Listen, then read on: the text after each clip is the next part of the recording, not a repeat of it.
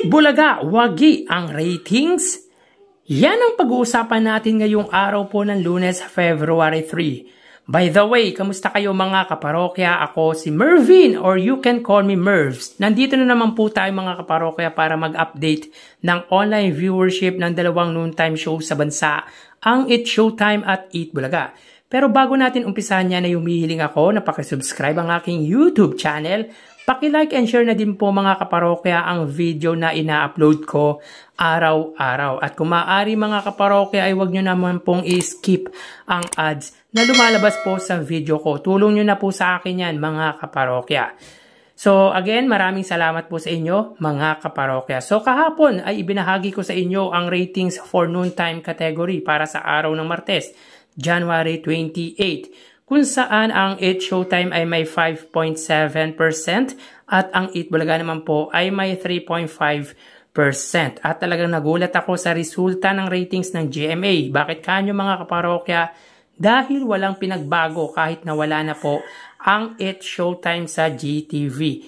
Nakakagulat in a sense na supposed to be yung audience or viewers nito na umaabot po na 1% ay lumipat either sa GMA, A2Z, All TV, or sa Kapamilya Channel ay walang pinagbago.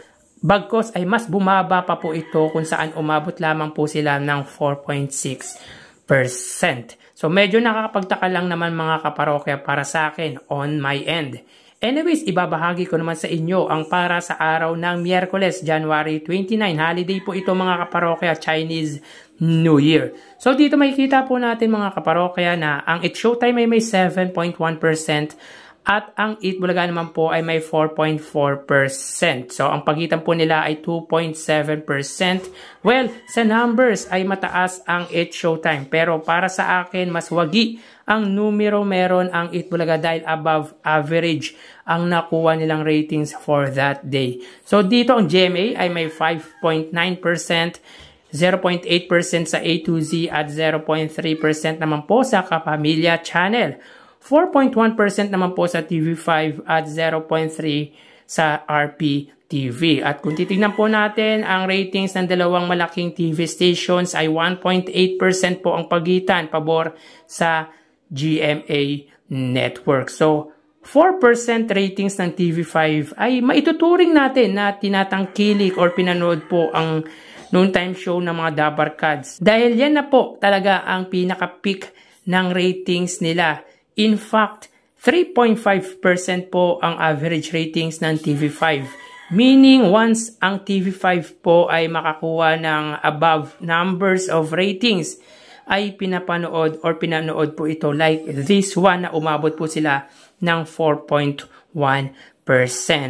So again, sa numbers po ay angat ang It's Showtime. Obviously naman yan mga kaparokya. And again, may iba't iba po tayong interpretation about sa ratings. Pero para sa akin, wagi sa ratings ang Eat Bulaga dahil na-reach nila yung average ratings nila na 3.5%. At in fact, above ratings average po ito at 4%.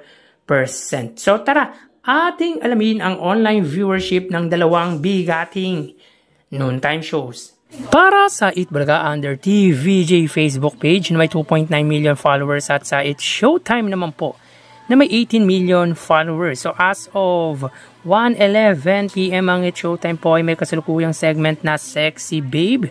Samantalang ang Eat Bulaga naman po ay Sugod Bahay mga kapatid. So dito makikita po natin mga kaparokya na ang It's Showtime po ay may 6,900 viewers at hindi pa po nagpa-pop up ang views ng Eat Bulaga. So wait lang po tayo ng konting saglit mga kaparokya.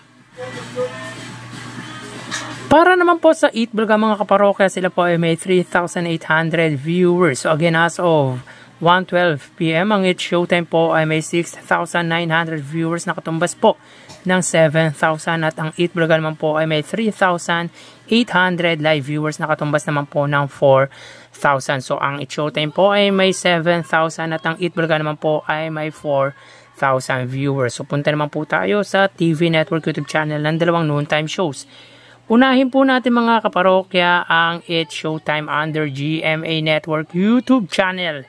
na may 37.6 million subscribers. At para naman po sa Eat Bulaga under TV5 Philippines na may kasalukuyang subscribers na 2.25 million subscribers sa oras na 1:13 PM. Ang It's Showtime under GMA Network, sila po ay may 21,000 viewers at ang Eat Bulaga under TV5 naman po ay may 22,000 live viewers. So again mga kaparokya, as of 1:13 PM ang It's Showtime under GMA Network, sila po ay may 21,000 viewers at ang Eat Bulaga naman po under TV5 ay may 23,000 live viewers. So medyo dikit po ang labanan ng dalawang TV network YouTube channel. Punta naman po tayo mga parokya sa main YouTube channel ng Dalawang Noontime Shows para po sa It's Showtime under ABS-CBN It's Showtime na may 2.51 million subscribers at sa Eat Bulaga naman po under Eat Bulaga TVJ YouTube channel na may kasalukuyang subscribers na 1.28